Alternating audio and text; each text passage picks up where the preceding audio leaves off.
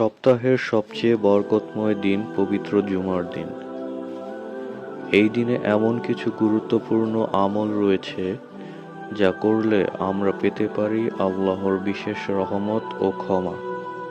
আপনি কি জানেন এ বিশেষ দিনে রাসূলুল্লাহ সাল্লাল্লাহু আলাইহি ওয়াসাল্লাম আমাদেরকে কি কি আমল করতে বলেছেন?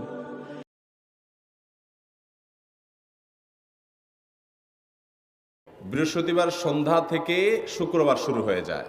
শুক্রবার বা জুমার দিন, এই দিন সম্পর্কে কোরআন এবং হাদিস থেকে ঘেঁটে আমরা 14টা আমলের কথা একটা লম্বা বড় ভিডিওতে বলেছি। আজকে সেখান থেকে আমি সংক্ষেপ করে এই 14টার মধ্যে আবার অতি গুরুত্বপূর্ণ 5টা আমলের কথা বলবো ইনশাআল্লাহ। নাম্বার 1, সবচেয়ে বেশি যেটা করতে হবে পরিমাণে, জুমার দিন জুমার রাত, বৃহস্পতিবার সন্ধ্যা থেকে নিয়ে শুক্রবার সন্ধ্যার আগ পর্যন্ত পরিমাণে সবচাইতে বেশি করতে হবে যে আমলটা, সেটা হলো দুরূদ শরীফের আমল। নবী করিম সাল্লাল্লাহু আলাইহি ওয়াসাল্লাম বলেছেন, আকসিরু আলাইয়া মিনাস সালাতি মিন ইয়াউমিল জুমআতি ওয়া লাইলাতিল জুমআহ, তোমরা জুমার দিন এবং জুমার রাতে আমার প্রতি বেশি বেশি দুরূদ পাঠ করবে, দুরূদ প্রেরণ করবে। ফা ইন্না সালাতাকুম মা'রুদাতুন আলাই, কারণ তোমরা যে দুরূদ পাঠ করো এটা আমার কাছে পেশ করেন আল্লাহর ফেরেশতারা, এবং রীতিমতো নামধাম সহকারে আল্লাহর একদল ফেরেশতা নিয়োজিত আছে। তারা বলেন, আল্লাহ, হে আল্লাহ রসুল, আপনার অমুক উম্মত, অমুক অনুসারী, আল্লাহর অমুক বান্দা পৃথিবীর অমুক প্রান্ত থেকে, অমুক দেশ থেকে, অমুকের সন্তান, সে আপনার প্রতি দুরূদ পেশ করেছে জুমার দিনে, জুমার রাতে বা অন্য সময়ে। এটা নবী করিম সাল্লাল্লাহু আলাইহি ওয়াসাল্লামের কাছে রিপোর্ট দেওয়া হয় আল্লাহর নিযুক্ত ফেরেশতাদের মাধ্যমে। এই জন্য শুক্রবার এবং শুক্রবার দিন এবং রাত, অর্থাৎ বৃহস্পতিবার সন্ধ্যা থেকে নিয়ে শুক্রবার সন্ধ্যা পর্যন্ত এই 24 ঘন্টার মধ্যে নবী করিম সাল্লাল্লাহু আলাইহি ওয়াসাল্লামের ভাষ্য খেয়াল করেন, আকসিরু আলাই। ওলামা একরাম জানেন নবী আলাইহিস সালাম সাধারণত কোনো আমল পরিমাণে বেশি করতে বলতেন না। পরিমাণে বেশি করতে বলার মতো আমল খুব কম ইসলামে। গোটা কোরআন যদি খোলেন আপনি, পরিমাণে অধিক করতে বলা হয়েছে এরকম আমল খুব বেশি পাবেন না। তোমরা বেশি বেশি করে নামাজ পড়ো, বেশি বেশি করে রোজা রাখো, এরকম কথা কোরআন হাদিসে নাই। অবশ্যই একজন ইমানদার 5 ওয়াক্ত ফরজ নামাজের পাশাপাশি অধিক পরিমাণে নফল নামাজও পড়বেন, সেটা ভিন্ন কথা। কিন্তু কোরআনে বেশি পরিমাণে আল্লাহর জিকির করার কথা বলা হয়েছে। আর নবী করিম সাল্লাল্লাহু আলাইহি সাল্লাম বৃহস্পতিবার সন্ধ্যা শুরু হলে শুক্রবার সন্ধ্যার আগ পর্যন্ত বেশি পরিমাণে করতে বলেছেন যে কাজটা, সেটা হলো দুরূদ শরীফের আমল। দুরূদের এই আমলটা, এটা করার জন্য আল্লাহ তাআলা এমন সহজ করে দিয়েছেন যে ওযুর প্রয়োজন নাই। আপনার ওযু নাই, তারপর আপনি দুরূদ পাঠ করতে পারবেন। এবং আপনি এই বড় দুরূদ পড়ার মতো সময় নাই, তো আপনি একেবারে সবচেয়ে সংক্ষিপ্ত দুরূদ পড়েন সাল্লাল্লাহু আলাইহি ওয়াসাল্লাম, তাতেও দুরূদ পাঠের সওয়াব পাবেন। আমলটা করব তো ইনশাআল্লাহ। নাম্বার 1। নাম্বার 2, জুমার দিন উপলক্ষে অন্য যে কোনো দিনের চাইতে জুমার দিন অর্থাৎ শুক্রবারের ফজরের নামাজ পুরুষরা মসজিদে জামাতের সাথে পড়বেন। জামাতের সাথে পড়ার নিয়ত করবেন পাক্কা, কারণ অন্য যে কোনো দিনের ফজরের নামাজ না, শুধুমাত্র যত নামাজ আছে, নবী করিম সাল্লাল্লাহু আলাইহি সাল্লাম বলেছেন, আফদালুস সালাওয়াতে ইনদাল্লাহ, আল্লাহর কাছে দুনিয়ার সব নামাজের মধ্যে 5 ওয়াক্ত সাধারণ নামাজগুলোর মধ্যে সবচেয়ে উত্তম নামাজ হলো সলাতুল ফজরে মাআল জামাআতে ইয়াউমাল জুমআহ, জুমার দিন ফজরের নামাজ জামাতের সাথে আদায় করা হলো যত নামাজ আছে এর মধ্যে সবচেয়ে শ্রেষ্ঠ নামাজ। ভাইরা আমার, প্রত্যেক বৃহস্পতিবার আসলে সন্ধ্যার সময় প্রতিজ্ঞা করব, সপ্তাহের অন্য দিন যদি আমার ত্রুটি বিচ্যুতি হয়ও আমি সেটাকে কারেকশন করার চেষ্টা করব, কিন্তু শুক্রবার ফজরটা পুরুষ হিসাবে আমি জামাতের সাথে পড়বই পড়বো। তার জন্য রাতে আগে আগে শোবো, ডাবল ট্রিপল অ্যালার্ম দিয়ে শোবো, অন্য নামাজি বন্ধুকে বলবো ফোন দিয়ে ডেকে দিবি, একে অন্যের সহযোগিতা করব, কিন্তু ফজরের নামাজ জুমার দিন ছাড়বো না ইনশাআল্লাহ। 3 নম্বর আমল হলো সূরা কাহাফ পড়বো। যারা কোরআন পড়তে পারেন না তারা শুনবেন, আর যারা পড়তে পারেন তারা নিজে পড়বেন। সূরা কাহাফ যদি জুমার দিন কেউ পড়ে, নবী করিম সাল্লাল্লাহু আলাইহি সাল্লাম বলেছেন এই সূরাটা তার জন্য নূর হবে, নূর, আলো আল্লাহর তরফ থেকে।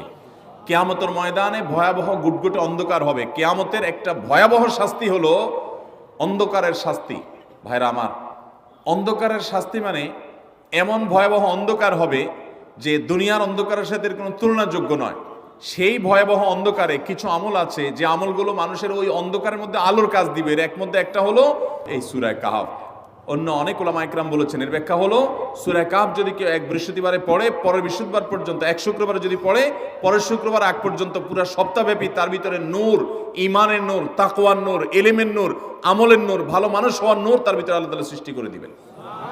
তো নবী সাল্লাল্লাহু আলাইহি সাল্লাম বলেছেন সূরা কাহফের প্রথম 10 আয়াত যদি কেউ মুখস্থ করে তো এই ব্যক্তিকে আল্লাহ রাব্বুল আলামিন, এবং যদি তেলাওয়াত করে এই ব্যক্তিকে আমলের মাধ্যমে দাজ্জালের ফিতনা থেকে আল্লাহ বাঁচিয়ে রাখবেন। অতএব জুমার দিন প্রত্যেক শুক্রবারে সূরা কাহফ পড়ব তো ইনশাআল্লাহ। 4 নম্বর আমল হলো, দুনিয়াতে যত ফজিলতপূর্ণ আমল আছে এর মধ্যে সবচেয়ে বেশি ফজিলতপূর্ণ আমল এটা। খুব সহজ আমলটা, খুব সহজ, প্রত্যেক শুক্রবার আমরা এটা করতে পারি। জুমার দিন আগে ঘুম থেকে উঠে উত্তম রূপে গোসল করে মসজিদে আগে আগে গিয়ে পায়ে হেঁটে গিয়ে সামনে সামনে ইমাম সাহেবের কাছাকাছি গিয়ে বসা, অনর্থক কথা কাজ না করা, তেলাওয়াত জিকির আজকারে মশগুল থেকে নামাজটা পড়ে বের হয়ে আসা, এই কাজ, এই কয়েকটা কাজ যদি করে তাহলে কাজ কয়টা হলো? আগে আগে ঘুম থেকে উঠা, ওই যে ফজর নামাজ জামাতের সাথে পড়া ইত্যাদি, গোসল করা উত্তম রূপে, আর পায়ে হেঁটে মসজিদে যাওয়া, বাহনে না চড়া। 4 নম্বর হলো ইমামের কাছাকাছি গিয়ে বসা, কোনো অনর্থক কাজ না করা। এই 4টা কাজ যদি কেউ জুমার দিনে করে, নবী করিম সাল্লাল্লাহু আলাইহি সাল্লাম বলেছেন ওই ব্যক্তি বাসা থেকে মসজিদ পর্যন্ত যে আসলো, যতগুলো পা ফেলবে, যতগুলো স্টেপ ফেলবে, যতগুলো কদম দিবে, প্রতিটা কদমের বিনিময়ে আল্লাহ রাব্বুল আলামিন তার অ্যাকাউন্টে, তার আমল নামাতে 1 বছর রাত জেগে, সারা রাত জেগে তাহাজ্জুদ নামাজ পড়লে এবং 1 বছর সারা দিন, প্রত্যেকটা দিন পুরা বছর জুড়ে নফল রোজা রাখলে যে পরিমাণ সওয়াব পাইতো, 1 বছর নফল রোজা, 1 বছর রাতভর জেগে তাহাজ্জুদের নামাজ পড়ার সওয়াব মাত্র একটা কদম ফেলার বিনিময়ে দিবেন। চেষ্টা করব না ইনশাআল্লাহ। 5 নম্বর এবং সর্বশেষ আমল হলো, জুমার দিনে একটা সময় আছে দোয়া কবুল হয়। দোয়া কবুলের যে সময়গুলো আছে এর ভিতরে অত্যন্ত ইম্পর্টেন্ট একটা সময় হলো জুমার দিন। শুক্রবারের একটা সময় সম্পর্কে নবী সাল্লাল্লাহু আলাইহি ওয়াসাল্লাম বলেছেন যে একটা সময় আছে শুক্রবারের, এই সময়ে বান্দা কোনো দোয়া করলে আল্লাহ তাআলা ফিরিয়ে দেন না, কবুল করেন। কিন্তু সময়টা যে ঠিক কখন এটা হাদিসে নবী সাল্লাল্লাহু আলাইহি ওয়াসাল্লাম বলেন না, যাতে করে হয়তো আমরা সারা দিনেরই কম বেশি দোয়ার চেষ্টা করি।